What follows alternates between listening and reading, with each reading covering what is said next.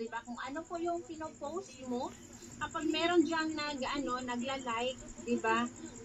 Kumbaga ma-up yung mga yung posting mo. So mas maganda is talaga natin.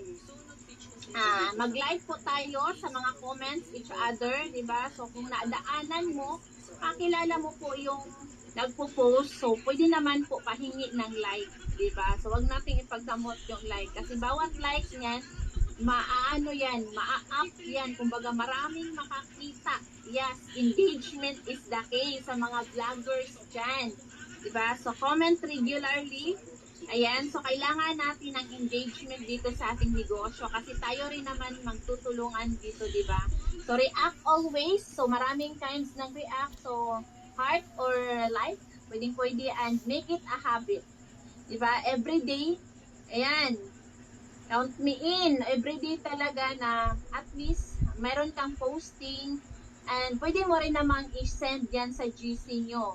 Na guys, pa-like naman po, pa-comment, di ba? So, and sa iba, so wag niyo naman pong ipagdamot yung mga like and dyan, pa-heart and comment. Okay? Ayan, okay, sa Facebook natin, ayan, the best time to post is, ayan yung mga oras na best time to post, 1 to 4 p.m. So, sa morning, mag-post ka. Sa lunch, mag-post ka rin. Pwede ka make it a habit ba? Kumbaga, sa breakfast, lunch, snack time, and dinner. At bago ka matulog, mag-post ka. Then, comment regularly, react regularly, make it a habit. Okay. So, ma'am and sir, ka-business partner, meron lang po tayong 3 basic online Facebook activities. Like, number 1, comment, and number 3 is share. Okay?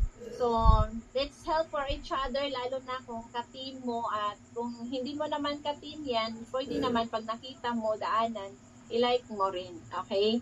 And yan yung aking page, Global Pinoy Travel and Tours GPT Business. Please like and follow. And ito naman po sa aking mentor, Ma'am Rhea, Global Pinoy